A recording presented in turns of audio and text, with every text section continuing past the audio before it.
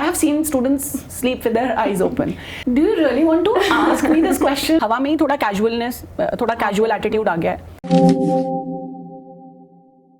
Hello everyone, welcome to Beyond the Lecture Hall, a podcast where we go beyond titles and explore the journeys, stories and experiences of the people we see every day but we know very less about. I'm your host Khushi Gupta, and in today's episode we will be talking about some real classroom experiences, not through a student's perspective, but we'll explore it through a professor's perspective. And to share that with us today, we have Assistant Professor Dr. Neha Pande ma'am with us here today. Thank you so much ma'am for making time and being here. It really means a lot. Thank you, Khushi, and it's a privilege to be here. Yeah. And I must congratulate you on your venture. Thank you so much ma'am. So before we get into everything else, please tell us about your journey at Vivekananda Institute of Professional Studies since you joined here. Okay, so Khushi, I joined VIPS in 2014, and since then I've been teaching advertising, and I teach global media, and I have conducted various activities, events with the students, and VIPS has seen and has helped me grow as a teacher, because I completed my PhD. In fact, I enrolled in my PhD after joining VIPS. So it has been quite of an academic, journey, and I'm very, very happy. And this institution has given me so much to take away. So classrooms are very familiar places to all of us here, I think. So after teaching here for so many years, what does a classroom mean to you now? See, when I joined teach and to the last class that I just conducted, classroom is the same space. It is a safe space, just not for us but also for our students. It's a space that has helped us co-learn, relearn, unlearn. So I think classroom has been the most dynamic aspect of teaching. So I think we co-create, and we also learn how to navigate through challenges there. So I think we meet so many beautiful human beings, and we get an opportunity to enrich their lives, and we also give them the opportunity to help us become better teachers and human beings overall. So I think for me, classroom is my favorite place, and students are my driving force.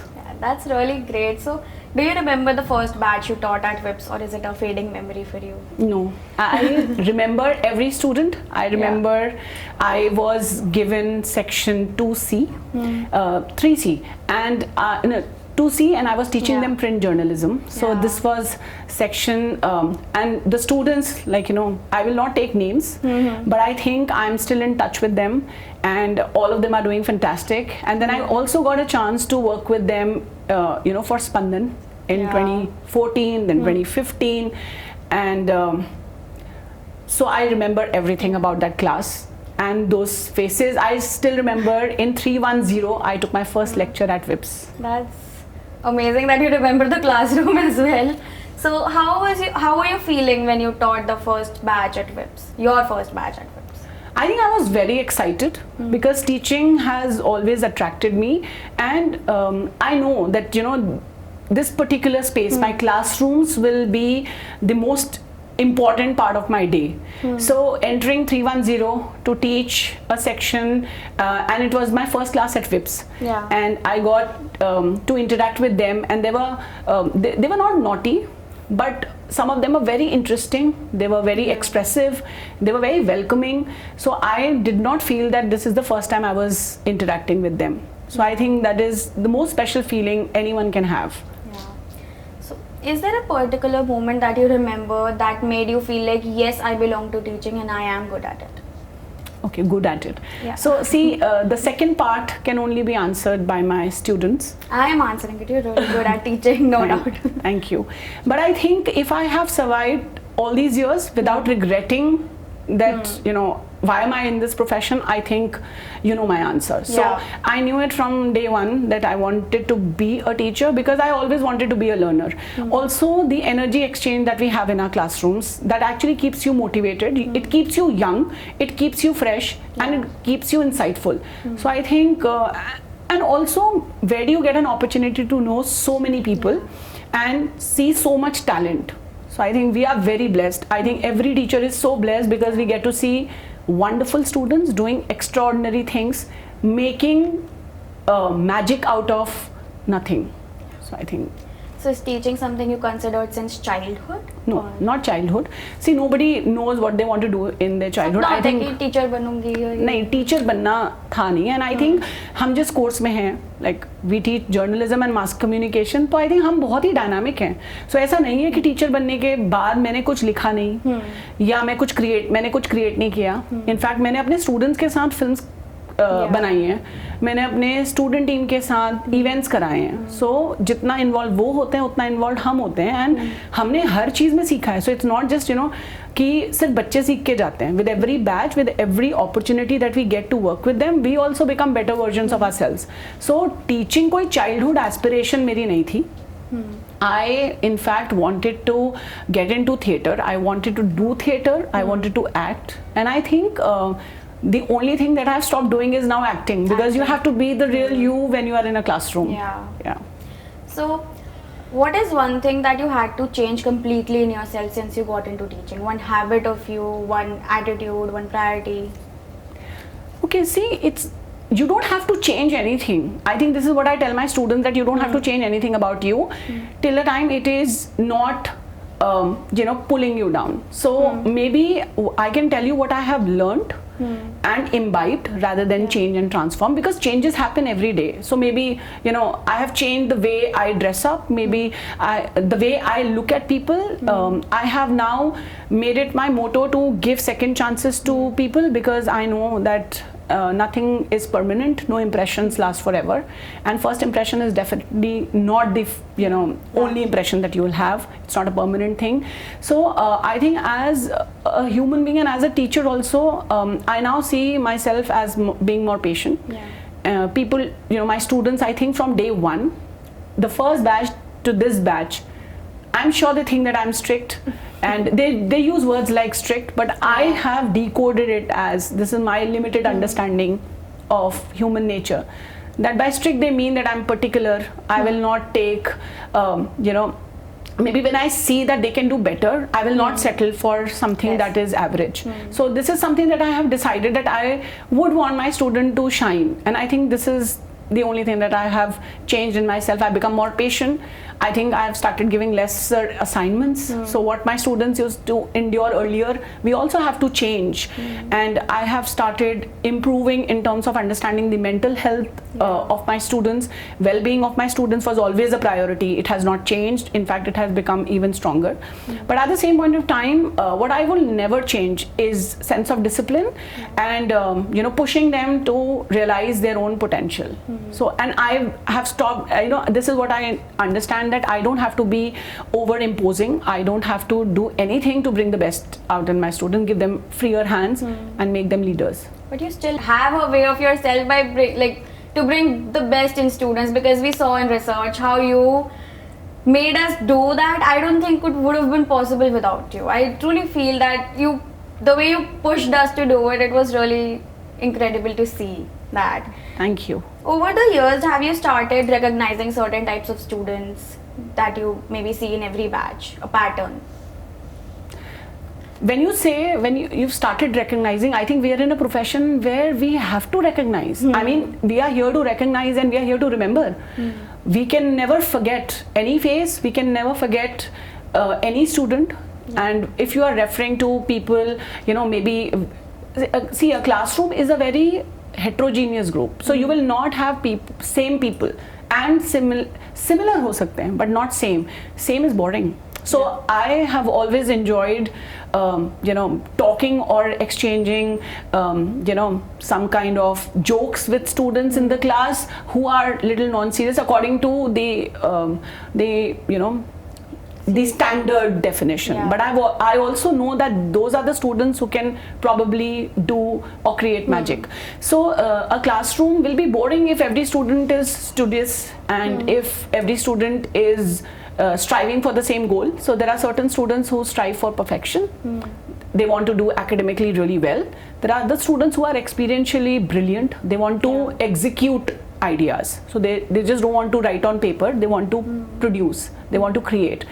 And then there are students who will speak less. Then there are students who will probably be out there and they're like they're the cynosure of the class. But all of them are important and all of them are recognized. And through this medium, I just want to tell my students that I don't think so any one of you has been recognized less. Maybe we did not take your names 100 times, or maybe we did not talk to you every day with the same intensity, but it does not mean that we have not seen you or noticed you. So have your understanding of students changed over time, or does it change with every batch? Every batch. I think it's not even a question to a teacher, because see, we don't know who we are dealing with, and as technology changes, we have also changed, we have also transformed, right? I'm not the same person today.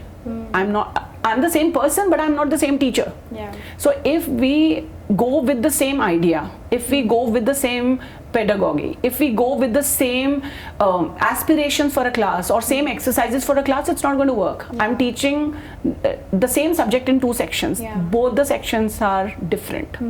And both of them have their own strengths. Yeah. From your experience in classroom, do you see that lack of self-confidence in students? Lack of self-confidence in students. See, how can I... See, this will again be very opinionated, and this will be a very far-sighted and a very distant observation, because when we look at confidence, what do you mean by confidence, right? Confidence is not about speaking. Confidence is just not about delivering instantly. Confidence is not about raising that hand when a teacher asks you a question. Confidence is also about pulling yourself to the classroom every day. Probably not saying anything in the classroom, but mustering the courage to show up every day, mustering the courage to write something down. I think that's also confidence. So I don't think so we can label Gen Z as less confident or millennials as more confident, or alpha as super confident. I think this is all this is a very narrow outlook. So does it happen that when you see a student in the first semester, and then when you see them in the last semester and the 5th semester, do you see a drastic change in them? This is what I told you, that your input and output, right, it has to change. So if if I give you a white sheet of paper and I ask you to draw something, you will draw something. So we are not measuring the quality of that art, or we are not trying to understand whether it is exceptional or brilliant, but I have seen my students transform, and I think every teacher observes that, and we feel really proud. Maybe I've taught one batch in the first semester, and then I don't get to teach that section or that batch. But then when I see them, at the farewell, they are oozing with confidence, they are more assured, self-assured, and I think they know what to do when they reach, the 3rd year. So I think that's maturity, and it's not just because they have come to the classroom, but also because they have grown in life. They have experienced more, they have faced more challenges, they have made more friends, they have lost more friends. So there are multiple things that can contribute to the change and transformation in people, but I think it has been for good. So what have students across all these years taught you as a teacher?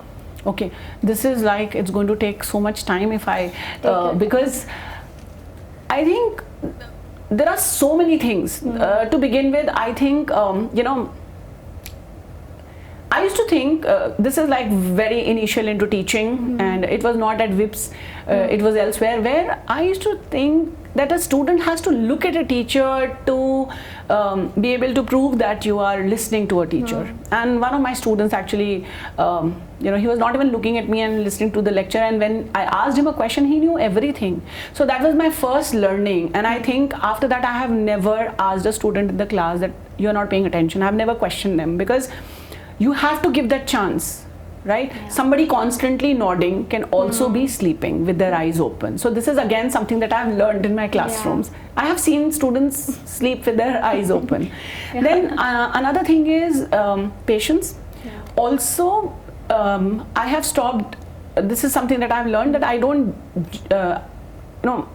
it's my basic nature also, I really don't judge humans too quickly. I trust people. So I think that is something that has become stronger.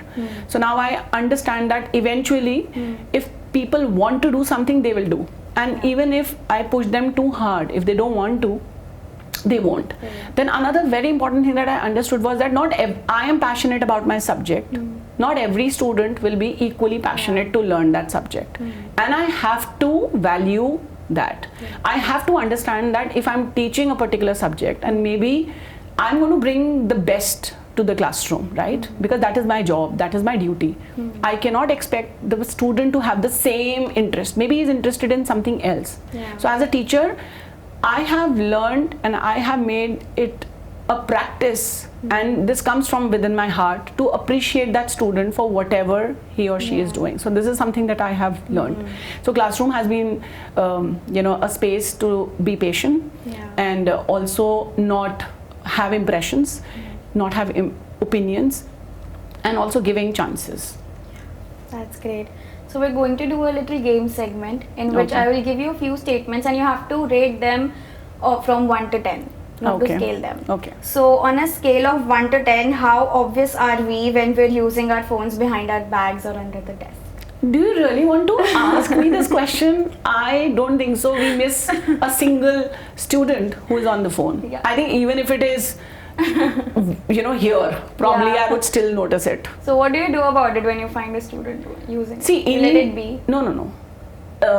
See, classroom is a very, it's like a very, I would say, a very pure space where we need mutual respect. And, it's very important to give attention to people. So when students expect this out of us, it's like a very natural expectation that at least for those 50 minutes they should listen to us, because we are trying to create some value. This is something that every teacher wants to do. So I do not want to ignore it all the time. So initially I used to tell them, okay, now I'm going to keep your phone for 1 hour, or you are going to write maybe an article on this, or maybe a poem, a day without my phone. But I think it was very childish because I was probably younger. So as of now, I only look at them and I just tell them to keep their phones away, because we are also looking at adults. So I also realize that re-adulting with adults is very important for a teacher. We cannot shout at them, we cannot tell them to submit their phones, and so. So on a scale of 1 to 10, how obvious is it when you ask a question and we pretend to look at notes but there is nothing written in our notebook? Oh, so many times. This is what I've been telling to so many students. I pointed out that, okay, you are definitely, even if you're scribbling something, you're not writing. I know when a student is doodling, because see, that's experience, right? So I think most of the time I know that. So I think it's 10 out of 10. So on a scale of 1 to 10, how easy is it for you to tell that we didn't understand anything but are still nodding? 100, I would say. That before. 100. On a scale of 1 to 10, how awkward is that silence after you ask a question and no one answers? Actually, it's not awkward. It's not awkward because silence is one of the strongest message. So when they don't answer, you take an extra effort to go back to the topic and teach. So I think I take silences very positively. It's not awkward for me, so I think you can rate it. So on a scale of 1 to 10, how annoying is it when students start packing their bags 2 to 3 minutes before the class ends? I don't think so. It has happened in my classes. It has never happened in your class? I don't clearly remember. Maybe yes, a couple of times, but not on a daily basis. But what if it happens someday? What if it happens? Then I'll let them go.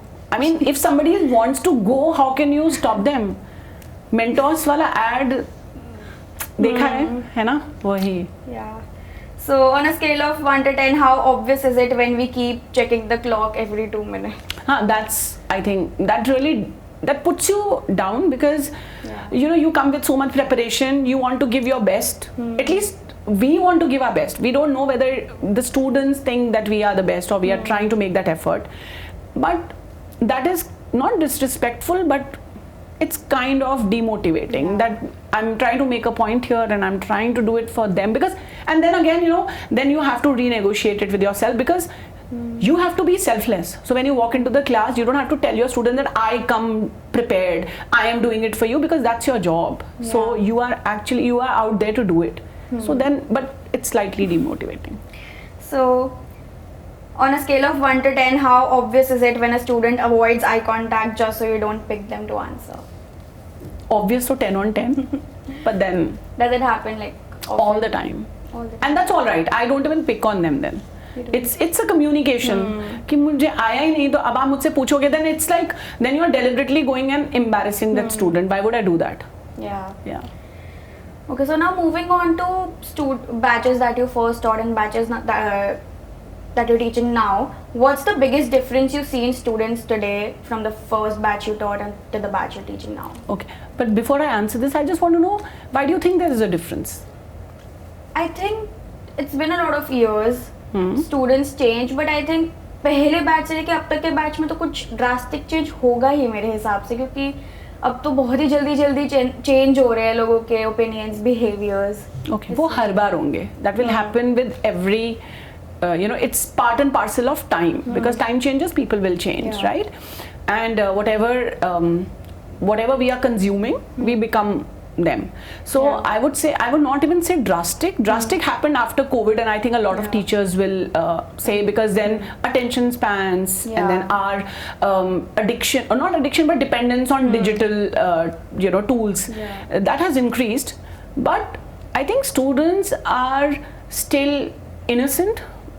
They are still wanting to do something, but I think they really do not have that kind of clarity. And I will not say that they are not talented. I think the talent is still the same. The only thing is that earlier students wanted to push themselves. They did not want us to push them. So they were out there, they wanted to learn, they wanted to improve. But today, even if students want to improve, there's still something is holding them back, and I cannot blame the gadgets, but researchers are suggesting that most of the time they're spending are with themselves on their phones, so their interaction level has decreased. So that is something that I have seen, that they talk less, so they have not become introverts, they are not underconfident, they just don't feel the need to communicate enough or more. So has the way students build relationship with professors changed over time? That professors can tell. I will again be a secondary observer in other people's lives, but then definitely their conduct has changed. So the whole, I think हवा में ही थोड़ा casualness, थोड़ा casual attitude आ गया है. So वो चीज़ है, but I don't think so कि बच्चे बहुत ज़्यादा disrespectful हैं या ऐसा कुछ मुझे नहीं लगा. The only thing is they become indifferent to things, and that hurts a little, that you're indifferent to your environment and your surroundings.